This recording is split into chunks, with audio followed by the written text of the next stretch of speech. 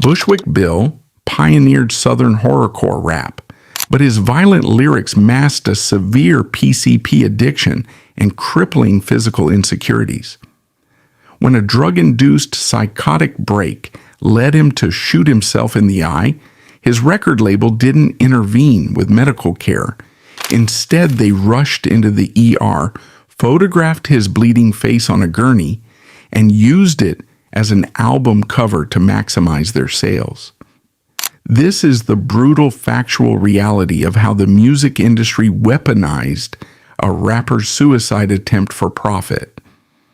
Bushwick Bill was born in Kingston, Jamaica, on December the 8th, 1966, into a world that offered very little grace for physical differences.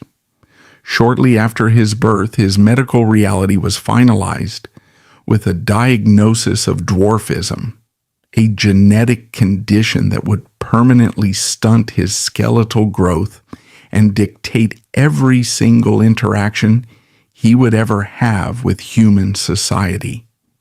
When his family eventually relocated from the Caribbean to the harsh concrete landscape of the Bushwick neighborhood in Brooklyn, New York, he was thrust directly into one of the most impoverished, dangerous, and highly competitive urban environments in the country.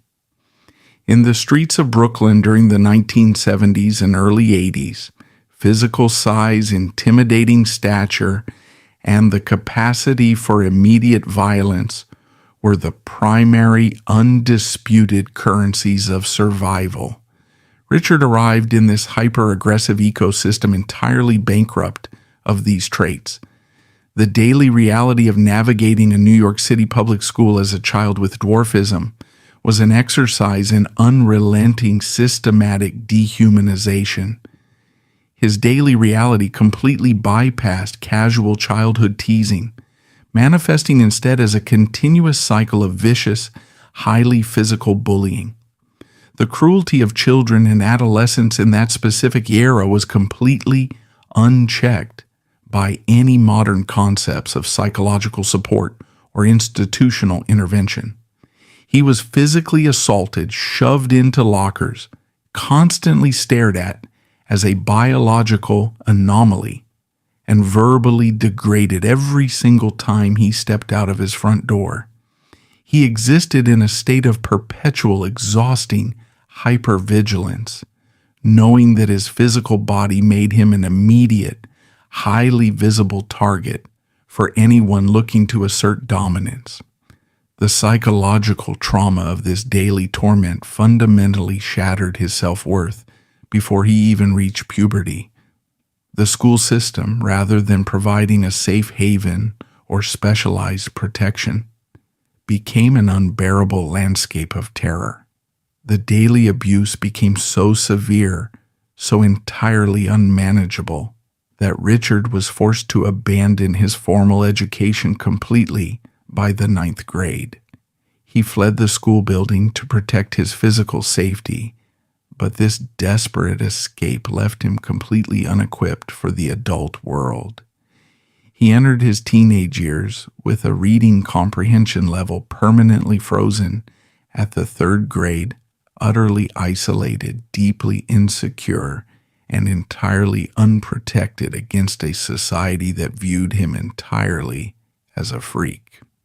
When Richard eventually left the suffocating environment of Brooklyn and relocated to Houston, Texas, he was desperately searching for a fresh start, a place where the crushing weight of his physical appearance might somehow be mitigated.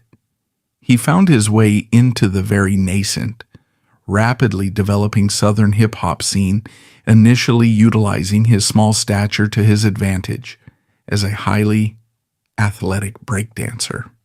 Performing under the moniker Little Willie, he entertained crowds with his agility and rhythm. However, dancing remained a purely visual spectacle. It required the audience to stare directly at his physical body, the very source of his deepest, most profound trauma. He was still merely an anomaly performing for the amusement of larger men. The cheers he received as a dancer did not offer any genuine respect or psychological safety. They were simply a different, slightly more rhythmic form of staring. He quickly recognized that if he remained silent and relied solely on physical movement, he would forever be trapped as a novelty act, entirely vulnerable to the whims and judgments of the crowd. He needed a voice.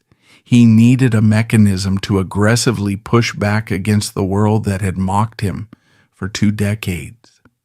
The transition from a silent dancer to a vocal recording artist marked the profound, deliberate execution of a brilliant, highly calculated survival strategy. Richard Stephen Shaw could not physically alter the length of his bones or increase his muscular density. He could never physically intimidate the men who had bullied him. Therefore, he made the conscious, desperate decision to completely rewrite his psychological exterior. He shed the innocent dancer persona and adopted the aggressive, geographical moniker of Bushwick Bill, a name that carried the gritty, hardened reputation of his former Brooklyn neighborhood. He looked at the cultural landscape of the late 1980s, noted the explosive, highly lucrative popularity of slasher films and visceral horror movies, and found the perfect, terrifying parallel for his own existence. He latched onto the cinematic imagery of Chucky, the infamous antagonist of the Child's Play franchise, a small, knee-high, seemingly harmless doll that was actually possessed by the ruthless, unstoppable spirit of a serial killer. He weaponized this specific cinematic imagery as a profound psychological projection, elevating it far beyond a mere pop culture reference. It was the exact message Richard wanted to send to the entire world. Do not look at my size and assume I am weak, because the entity living inside this small body is capable of absolute unhinged atrocities. By adopting this terrifying aesthetic and pioneering the highly controversial subgenre of horrorcore rap, he successfully weaponized his own lifelong trauma. If society insisted on treating him like a freak of nature, he would give them a monster so disturbing, so aggressively violent, that they would be forced to look away in sheer terror rather than stare in mockery. He began penning and performing lyrics filled with gruesome, visceral violence, detailed dismemberment, and total psychiatric collapse. He painted incredibly vivid, disturbing audio landscapes of murder and paranoia, utilizing a gruff, commanding vocal delivery that entirely belied his small physical frame. Rather than broadcasting his genuine internal desires, these visceral performances functioned as a thick, impenetrable suit of psychological armor. The strategy was devastatingly effective. The crowds in Houston and soon the entire country stopped laughing at his height and started listening in shocked, captivated silence to his aggressive narratives. He had successfully hacked the psychology of the streets.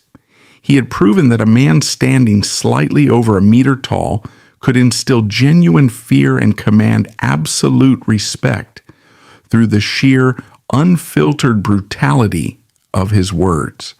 However, the cost of maintaining this massive, terrifying charade was catastrophic for his internal stability. The commercial music industry, completely devoid of any genuine human empathy, eagerly devoured the Bushwick Bill persona. The executives at Rap-A-Lot Records recognized the immense, unprecedented financial potential of a foul-mouthed, violent rapper trapped in the body of a dwarf. It was the ultimate, highly marketable gimmick. They handed him lucrative recording contracts, heavily promoted the blood and the gore, and actively encouraged him to lean further into the psychotic imagery. The crowds cheered louder for every violent lyric, purchasing millions of albums that glorified his manufactured lunacy. But when the heavy stadium lights turned off and the crowd dispersed, the terrifying, invincible monster of Bushwick Bill ceased to exist, leaving Richard Stephen Shaw entirely alone in the silence of his hotel room. The platinum records hanging on the wall did absolutely nothing to heal the deep, festering wounds of his childhood. The money and the notoriety could not erase the fact that he was still a deeply sensitive, uneducated man carrying a profound, agonizing hatred for his own physical reflection. He had successfully convinced the entire globe that he was a ruthless, bloodthirsty giant. But the most tragic, devastating consequence of this brilliant commercial illusion was that he was now permanently trapped inside it, forced to carry the exhausting, terrifying weight of a monster 24 hours a day, entirely terrified of what the world would do to him if they ever discovered the fragile, broken human being hiding just beneath the surface. The relentless daily execution of a highly manufactured, terrifying public persona requires an astronomical expenditure of cognitive and emotional energy. It is a biological impossibility for any human being to continuously project an aura of unhinged homicidal madness through sheer psychological willpower alone, especially when the underlying foundation of that individual is built entirely upon profound vulnerability and severe childhood trauma.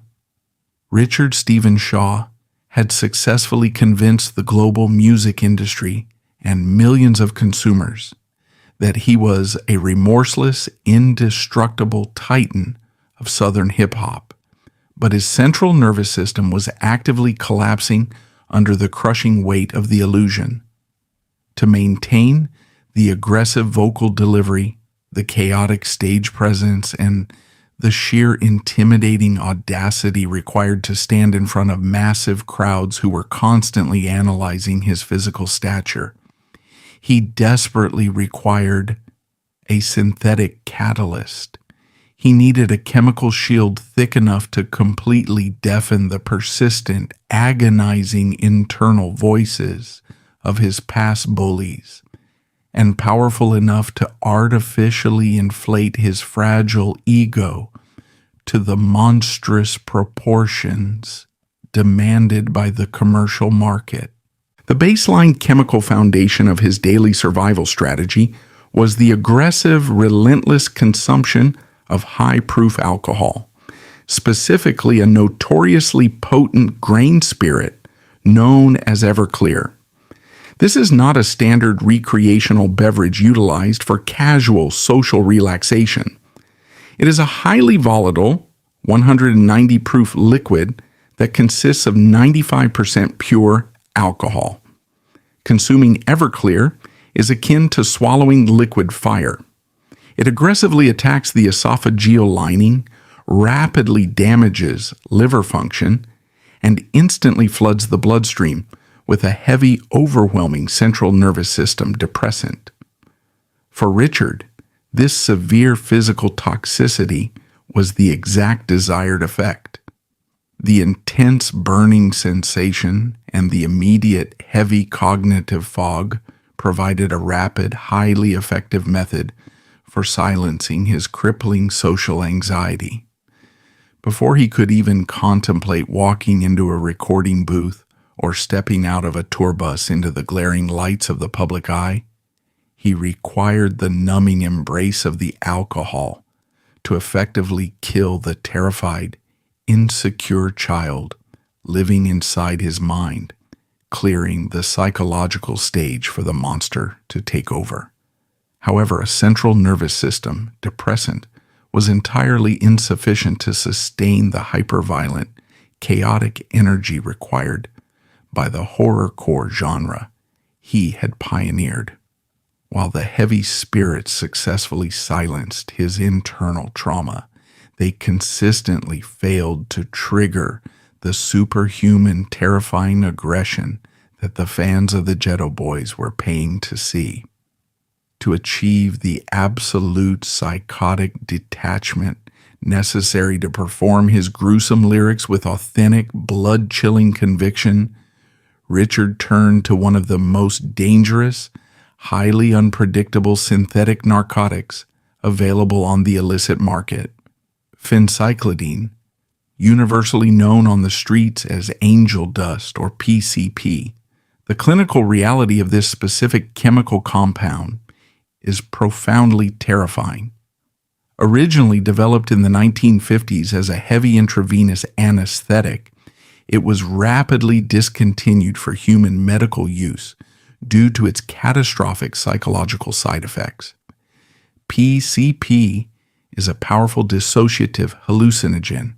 It violently severs the standard neurological connections between the conscious brain and the physical body, entirely blocking pain receptors and inducing a severe, terrifying state of sensory deprivation and extreme psychological detachment.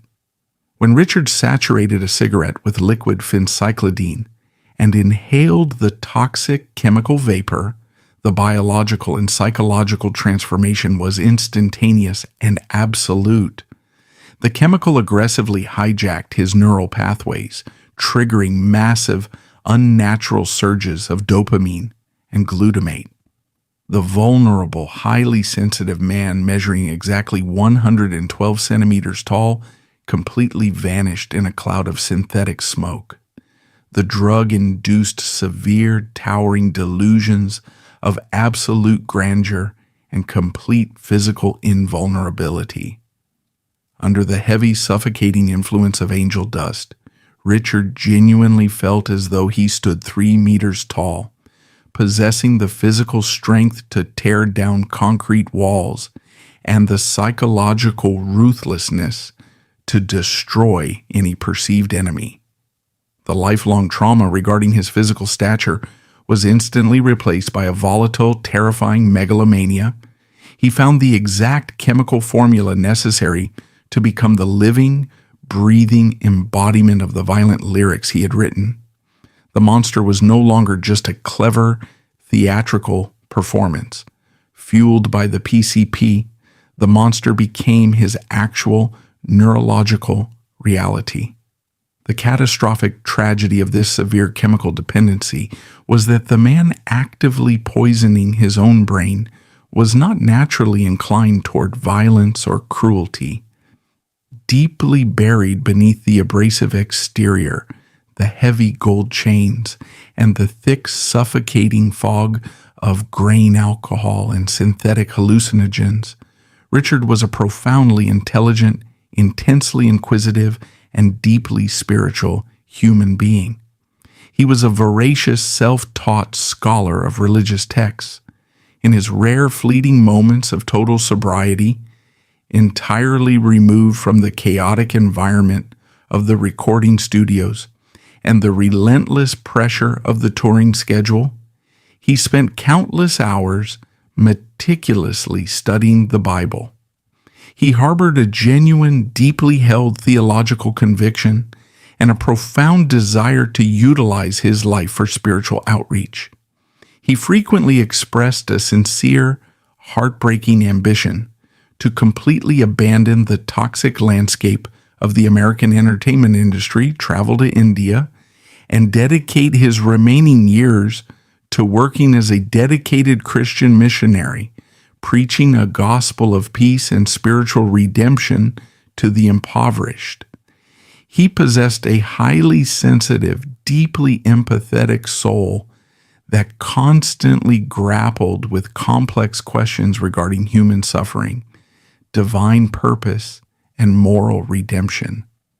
This creates one of the most agonizing, psychologically devastating contradictions in the history of commercial music. Richard Stephen Shaw, the quiet, diminutive biblical scholar, was actively trapped inside a massive, highly lucrative corporate machine that had absolutely zero financial interest in his spiritual insights or his human vulnerability. The executives at Rap-A-Lot Records, the distributors, and the massive ravenous fan base of the Geto Boys were not purchasing concert tickets to hear a theological debate from a Jamaican immigrant. They were eagerly paying premium prices for explicit, visceral horror. They demanded the blood, the guts, the highly graphic descriptions of murder, and the terrifying, unhinged psychosis that Bushwick Bill provided. The commercial market had placed a massive multi-million-dollar bounty on the head of his darkest, most violent alter ego. If Richard stopped consuming the chemicals, if he attempted to step in front of the microphone as a sober, sensitive religious man, the entire financial empire would instantly collapse.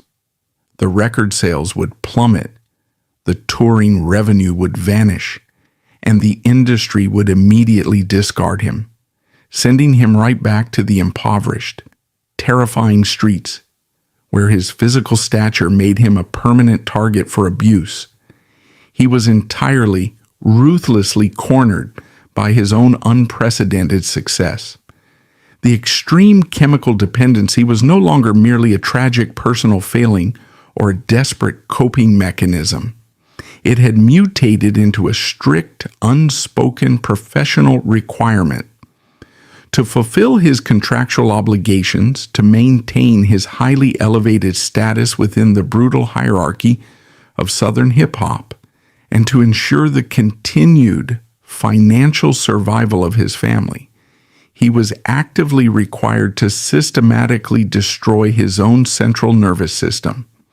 He had to consume the burning grain alcohol and inhale the neurotoxic angel dust before every single studio session, before every aggressive media interview, and before every chaotic live performance, simply to summon the highly profitable demon that the corporate executives demanded.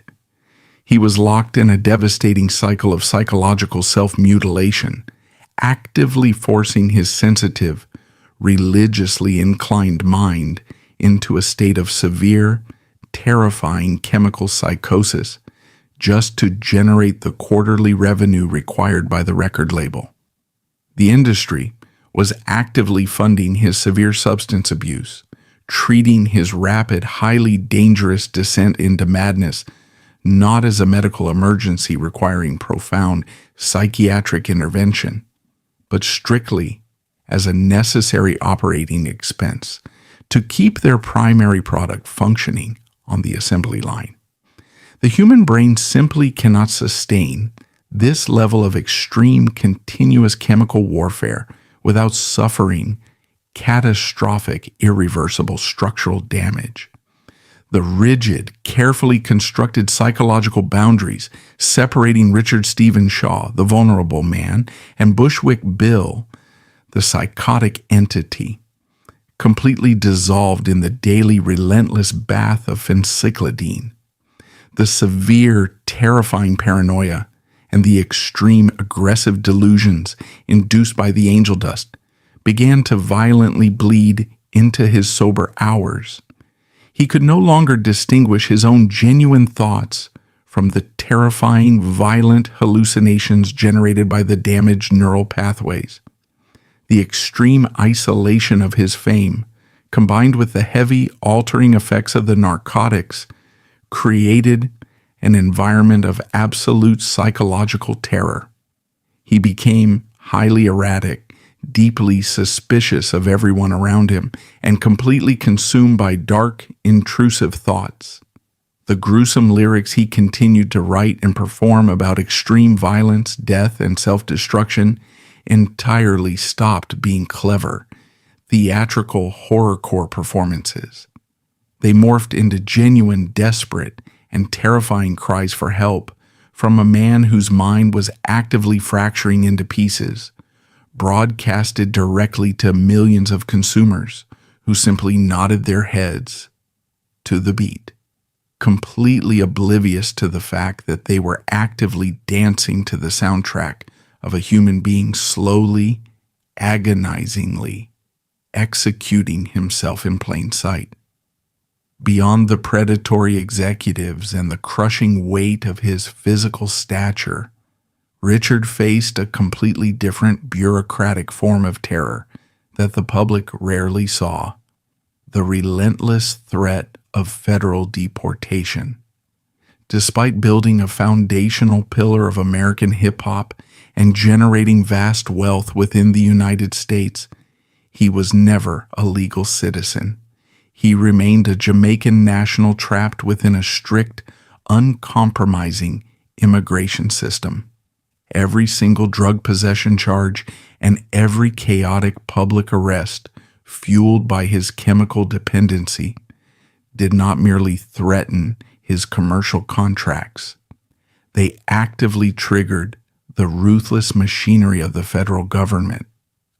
The authorities constantly held the legal power to strip him away from his children, confiscate his American life, and forcibly exile him back to an impoverished island nation he had not seen since infancy. For a man whose entire survival depended on his highly specific status in Houston, the prospect of being dumped back into a foreign environment where his physical vulnerabilities would be entirely unprotected was a paralyzing daily anxiety.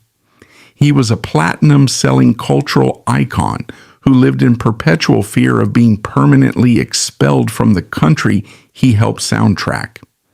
The relentless, crushing pressure of actively maintaining a fictional, homicidal persona while grappling with a severe, escalating chemical dependency inevitably creates a catastrophic psychological breaking point.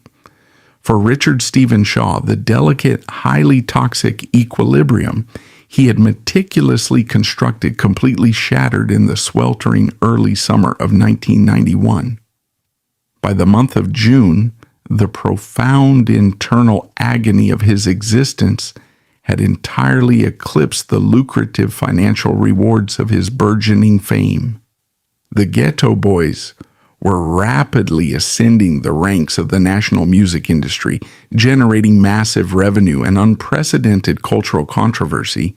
Yet the man anchoring their most terrifying narratives found himself in a state of absolute, suffocating despair. The intense paranoia induced by the chronic consumption of phencyclidine had severely warped his perception of reality, plunging him into a dark, impenetrable psychological abyss where the only logical escape from the relentless torment of his own mind was the complete physical termination of his biological life. He desperately, overwhelmingly wanted to die. He wanted to silence the mocking voices of his childhood. He wanted to escape the exhausting demands of the record label executives. And he wanted to permanently kill the monstrous alter ego that had completely consumed his identity. Driven to the absolute edge by depression and the severe paranoia induced by Everclear and PCP, his fractured mind latched onto a desperate, distorted logic. Believing his life insurance policy wouldn't pay out in the event of a suicide, he decided he had to be murdered to secure his family's financial future. He didn't just want to die, he wanted to stage his own homicide. It wasn't a cold, calculated financial maneuver, but the terrifying, desperate act of a man entirely consumed by chemical psychosis. On the night of June the 19th, 1991, Richard consumed an astronomical, highly lethal quantity of Everclear grain alcohol and heavily inhaled the toxic, dissociative vapors of angel dust. The massive chemical surge entirely eradicated his remaining neurological safeguards, pushing him into a state of extreme, volatile, and highly aggressive psychosis. He initiated a terrifying, highly calculated confrontation with his girlfriend inside their residence. His explicit, desperate objective was to provoke her into a state of absolute primal fear, leaving her with no other perceived option but to utilize lethal force in self-defense.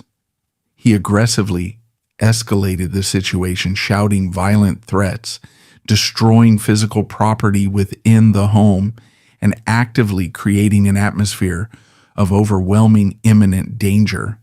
He was essentially directing his own execution, utilizing his terrifying stage persona in real life to force a terrified woman into becoming his unwitting executioner.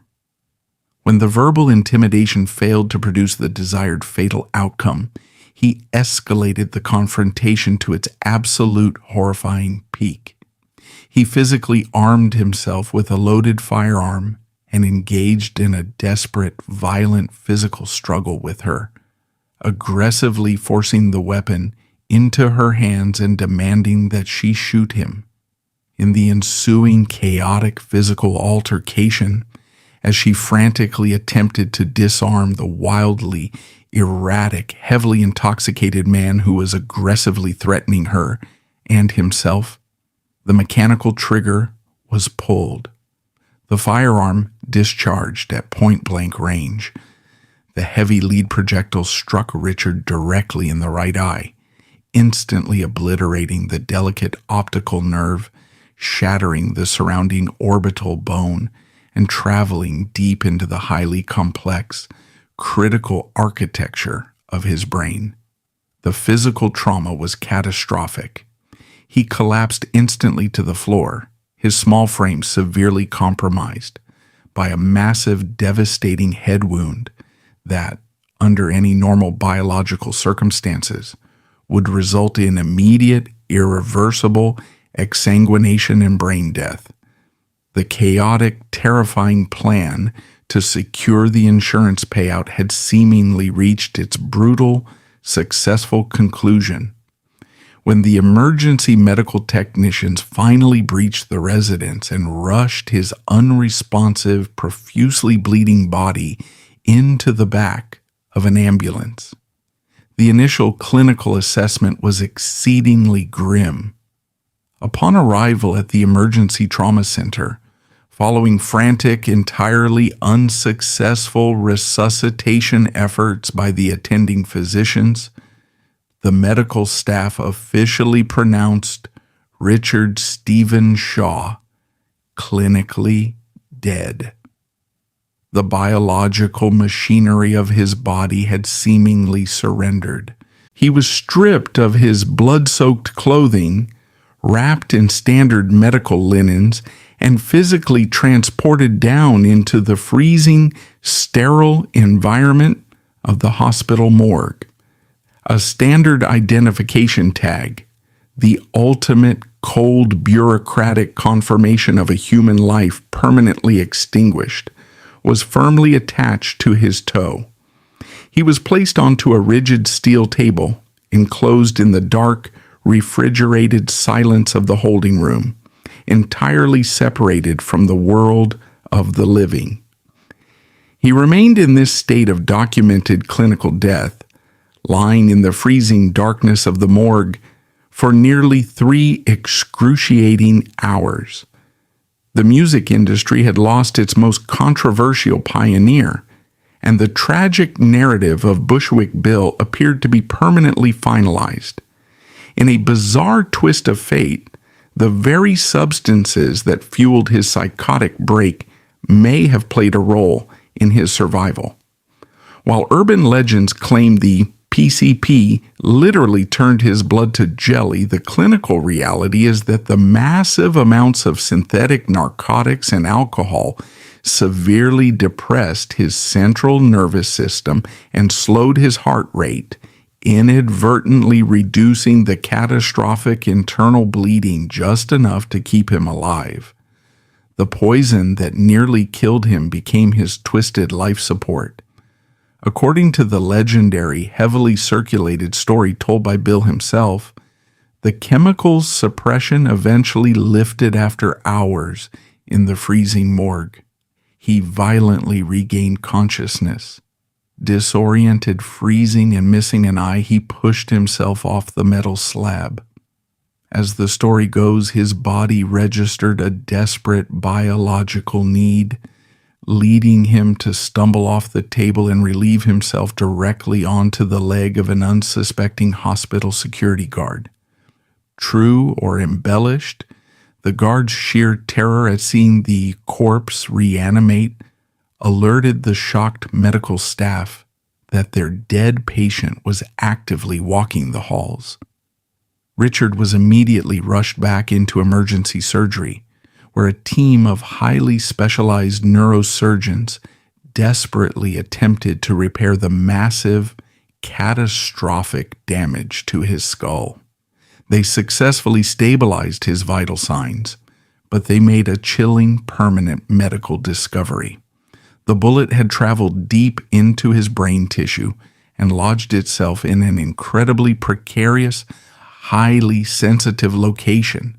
The surgeons determined that attempting to physically extract the projectile would cause severe, irreversible neurological damage or instant death.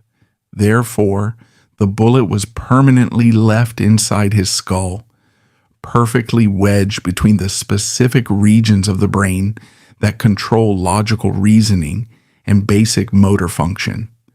It remained there for the rest of his natural life, a heavy, toxic piece of lead serving as a constant physical reminder of the night he was entirely consumed by the monster he had created. In any rational environment, surviving such a near-fatal ordeal would mandate immediate psychiatric intervention. But the music business operates on a different logic. Trauma is just another heavily monetized asset. The executives at Rap-A-Lot Records, alongside his own bandmates Willie D and Scarface, did not view the horrifying events of June 19th as a devastating personal tragedy requiring medical care. They looked at a man who had just shot himself in the eye, died, and woken up in a morgue, and they saw the absolute, ultimate, unprecedented promotional tool. They recognized a marketing opportunity so deeply controversial and so brutally authentic that it could instantly guarantee millions of dollars in record sales. The Geto Boys were currently in the final stages of preparing to release their highly anticipated third studio album, a project ironically titled We Can't Be Stopped. The record label executives needed an album cover that would completely shock the consumer market, generate massive media outrage, and solidify the group's reputation as the absolute most hardcore, dangerous entity in the music industry. What better way to visually prove their terrifying authenticity than to actively showcase their frontman, fresh from a near-fatal self-inflicted gunshot wound, actively suffering in a hospital corridor? While Richard was still heavily sedated, actively suffering from immense physical trauma, and waiting for further reconstructive surgery, the corporate machinery descended upon the hospital. The executives, accompanied by a professional photographer and his bandmates, walked directly into the medical facility. Bypassing basic human decency, they arrived at his bedside entirely devoid of psychiatric counselors or legal support, armed exclusively with a professional camera. They physically wheeled Richard's medical stretcher out of his private recovery room and directly into the harsh, unforgiving fluorescent glare of the hospital hallway.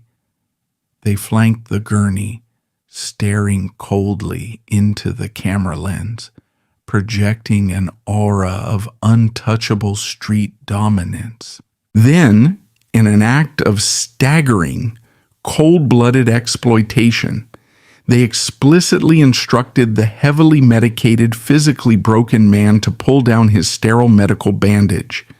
They forced him to expose the raw, bleeding, surgically ruined cavity of his right eye directly to the open air and the camera flash.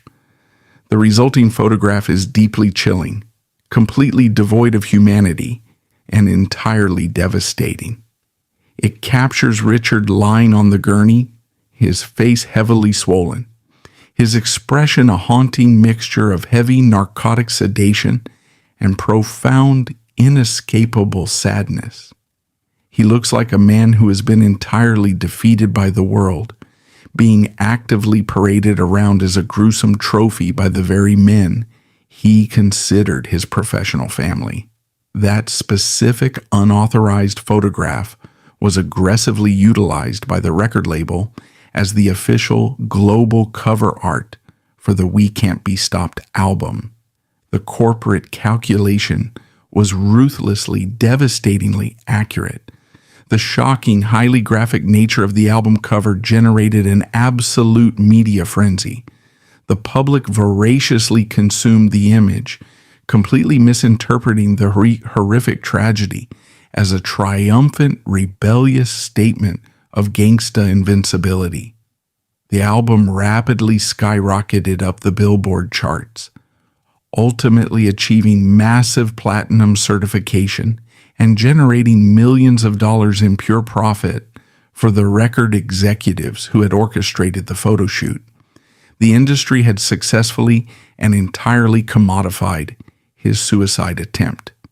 They took the absolute lowest, most vulnerable, and most terrifying moment of a man's entire existence, the exact moment his severe mental illness and chemical dependency nearly ended his life, and they literally shrink-wrapped it, slapped a barcode on it, and sold it to suburban teenagers across the globe as premium audio entertainment.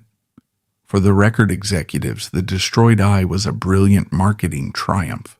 For the public, it was a cool, edgy piece of provocative art. But for Richard, that platinum-selling album cover became a source of profound, enduring, and inescapable psychological torture. In the decades that followed, he explicitly and repeatedly expressed deep, agonizing regret over that photograph. He absolutely hated looking at it. He hated signing copies of it for fans. He acutely understood that the image did not represent strength or invincibility. It represented the exact moment he realized that his pain was entirely irrelevant to the people who profited from his talent. It was the permanent, highly visible documentation of his absolute exploitation, a daily reminder that the industry viewed his actual blood, his shattered bones, and his severe psychiatric collapse merely as the raw, consumable materials required to manufacture a hit record. The passage of decades did absolutely nothing to soften the brutal, uncompromising mechanics of the commercial music machine that had consumed his youth. The horrifying photograph of his destroyed eye, permanently circulated on millions of plastic compact discs and digital streaming platforms, remained a static, unblinking monument to his exploitation. But the physical body of Richard Stephen Shaw continued to age, carrying the immense compounding trauma of his past. He survived the violent streets of Brooklyn. He survived the severe daily psychological torment of his dwarfism. He survived the catastrophic depths of chemical psychosis, and he miraculously survived a point-blank gunshot wound to the brain. He had proven his physical resilience time and time again, outliving the dangerous era of Southern hip-hop that he had helped build. However, the human biological vessel has absolute non-negotiable limits. The decades of severe physiological stress, the massive historical consumption of toxic narcotics and high-proof alcohol, and the relentless, exhausting anxiety of navigating an industry that viewed him strictly as a novelty act, had fundamentally compromised his cellular structure. In the early months of 2019, the ultimate inescapable biological betrayal finally arrived. He was not diagnosed with a manageable illness or a treatable condition. The medical professionals delivered a grim, absolute, and terminal verdict. Stage 4, pancreatic cancer. This specific form of cancer is notoriously aggressive, silent in its early progression, and ruthlessly efficient in its final stages. It rapidly and aggressively attacks the digestive system, shutting down the body's ability to process nutrients and causing severe, radiating, and constant physical agony. For a man who had spent his entire life fighting to project an aura of indestructible strength and terrifying power, the diagnosis was a devastating, deeply cruel irony. His physical frame, already severely limited by his genetics, was now actively being consumed from the inside out by microscopic malignant cells. He was forced to confront the absolute terrifying certainty of his own rapidly approaching death. The terrifying homicidal persona of Bushwick Bill, the monster who screamed about murder and invincibility on platinum records, was completely powerless against the cold clinical reality of oncology. He was no longer a hip-hop titan. He was a severely ill, rapidly declining patient facing the absolute end of his biological timeline. In a morally functioning society, a terminal diagnosis halts commercial obligations. The entertainment industry, however, rarely operates on empathy. When the executives, the promoters, and the corporate stakeholders received the news that Richard Stephen Shaw was actively dying of pancreatic cancer, they did not see a tragedy requiring compassion. They looked at his failing, emaciated body and saw one final, highly lucrative opportunity to aggressively monetize his existence before the asset permanently expired. They immediately formulated a cynical, deeply disturbing business strategy designed to squeeze the absolute last drop of revenue out of his historical legacy. They rapidly organized and announced a massive multi-city reunion tour for the Geto Boys, explicitly utilizing his terminal diagnosis as the primary marketing hook to sell concert tickets. The promotional material for this endeavor was staggering in its absolute cold-blooded cruelty.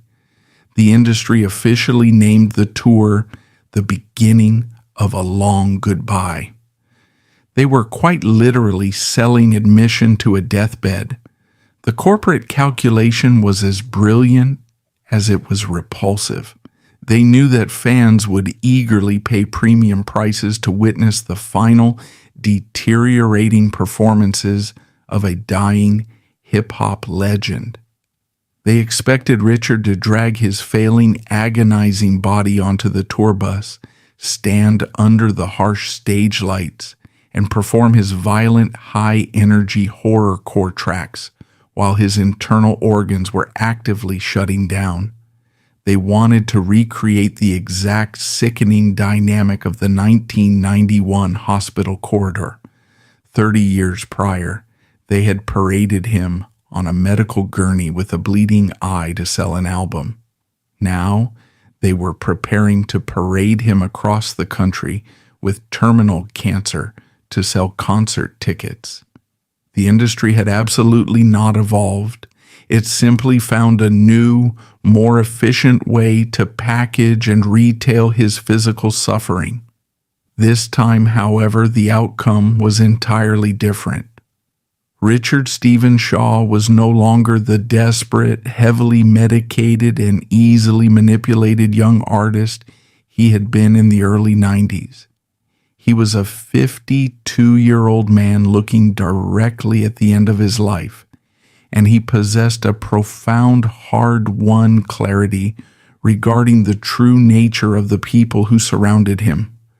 When the details of the tour and the cynical marketing strategy were presented to him, he experienced a massive, entirely justified surge of absolute outrage. He vehemently and publicly rebelled against the corporate machinery.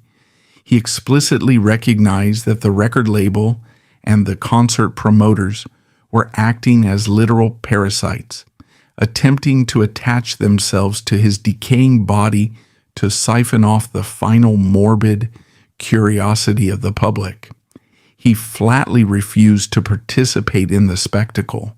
He publicly denounced the tour, explicitly stating that he felt he was being treated like a prop, an exploited piece of dying meat put on display for corporate profit.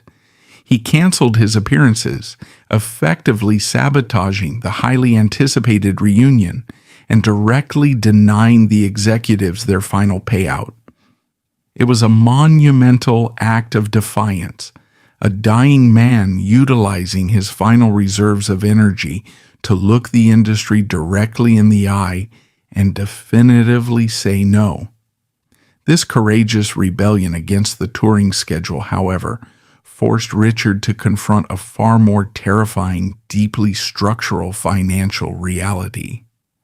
As he prepared his estate and contemplated the legacy he would leave behind for his children, he scrutinized the legal architecture of his historic career.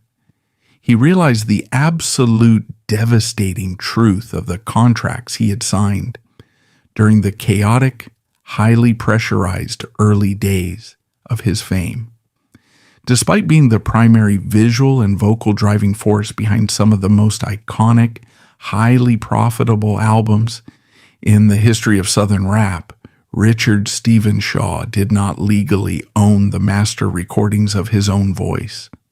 The intellectual property, the mechanical royalties, the massive streaming revenue, and the continuous financial dividends generated by the Geto Boys catalog entirely belonged to the corporate entity of Rap-A-Lot Records. The executives who had exploited his dwarfism, funded his drug addiction, and photographed his ruined eye were legally entitled to collect the revenue from his pain in perpetuity. The realization was a crushing psychological blow. He had sacrificed his mental health, his physical safety, and his entire public identity to build a multi-million-dollar empire. But he was legally classified merely as an independent contractor, an employee who had completely signed away the rights to his own life's work. If he died, the massive financial engine he had built would continue to generate wealth for the executives, while his own children would inherit absolutely nothing from the classic platinum-selling albums. The industry had not merely stolen his dignity, they had legally, permanently confiscated his generational wealth. The money generated by the agony of Bushwick Bill would never reach the family of Richard Stephen Shaw. Faced with this absolute systemic financial erasure, Richard executed the most profound, deeply moving, and physically agonizing act of his entire life. He knew he only had a matter of weeks left to live. His body was failing rapidly, his energy levels were critically depleted, and the aggressive chemotherapy treatments were causing severe nausea, extreme exhaustion, and immense physical pain. Yet driven by an overwhelming primal paternal instinct to protect his children and leave them a tangible, legally sound inheritance, he forced himself to return to the recording studio. He bypassed the major labels, completely rejected the corporate infrastructure, and initiated an entirely independent recording session. He did not step into the vocal booth to chase fame, to satisfy fans, or to resurrect the terrifying monster of his past. He stepped into the booth strictly as a desperate father, attempting to manufacture a financial safety net out of thin air. While actively dying, enduring the absolute worst physiological ravages of terminal pancreatic cancer, Richard meticulously wrote, performed, and recorded 32 brand new, completely original tracks. The physical exertion required to project his voice, maintain the rhythm, and deliver the lyrics while his respiratory and digestive systems were actively collapsing is nearly incomprehensible. He spent his final precious hours on Earth, standing in front of a microphone, fighting through the crippling nausea and the agonizing pain, specifically to ensure that the copyright, the publishing rights, and the absolute legal ownership of these new masters would belong entirely and exclusively to his family. He utilized the very last breaths in his lungs to carve out a piece of intellectual property that the industry could never touch, a defiant, heartbreaking testament to his enduring humanity.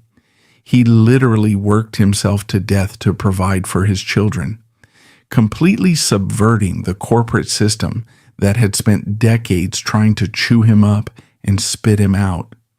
The grueling, desperate recording sessions drained the absolute last reserves of his biological stamina. His body completely surrendered shortly after the final track was completed. Richard Stephen Shaw passed away on June 9th, 2019, at the age of 52. The aggressive, chaotic, and terrifyingly loud era of Bushwick Bill ended in the quiet, sterile environment of a hospital room in Colorado, far removed from the violent streets of Houston and the flashing cameras of the record executives. The man who had survived a lifetime of profound physical and psychological warfare finally found the absolute silence he had been desperately seeking for decades. The historical legacy left behind by this complex, deeply conflicted artist is a stark, highly clinical, and terrifying autopsy of the modern entertainment complex. He is universally and correctly recognized as a groundbreaking pioneer, a brilliant performer who fundamentally altered the sonic architecture of hip-hop and proved irrefutably that massive cultural impact is not dictated by physical stature. However, the true, unvarnished story of his existence serves as the ultimate devastating warning regarding the precise mathematical value that capitalism assigns to human suffering. The life of Richard Stephen Shaw exposes a deeply predatory system that is perfectly engineered to locate the most vulnerable, heavily traumatized individuals in society, actively encourage their most self-destructive behaviors, entirely strip them of their human dignity, and ruthlessly package their mental illness as premium consumer entertainment. His narrative forces a profound, highly uncomfortable confrontation with the culture of celebrity consumption.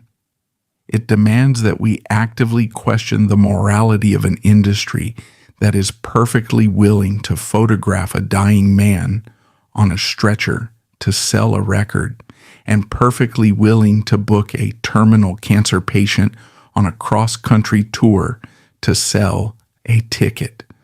The executives, the promoters, and the millions of fans who eagerly purchased the blood-soaked albums were all active participants in a massive, highly profitable cycle of exploitation. They demanded the monster, they paid for the monster, and they actively turned a blind eye to the deeply sensitive, agonizingly depressed human being who was suffocating inside the costume. The ultimate evergreen lesson carved into the history of music by his tragic life is an absolute, uncompromising warning to any aspiring artist preparing to sign their name on a corporate contract. The spotlight does not offer redemption. The platinum records do not heal childhood trauma, and the corporate executives are not your family. The entertainment machine is a massive, unfeeling industrial meat grinder that views human emotion, severe addiction, and physical trauma merely as the raw, combustible materials required to keep the financial engines running. If you enter that machinery without an ironclad grip on your own humanity, without a fierce, uncompromising dedication to your own psychological survival, the industry will gladly and efficiently carve it out of you. They will take your pain, they will monetize your deepest insecurities, and they will systematically chew you up until there is absolutely nothing left but a highly profitable brand, leaving you to die alone while they continue to collect the checks.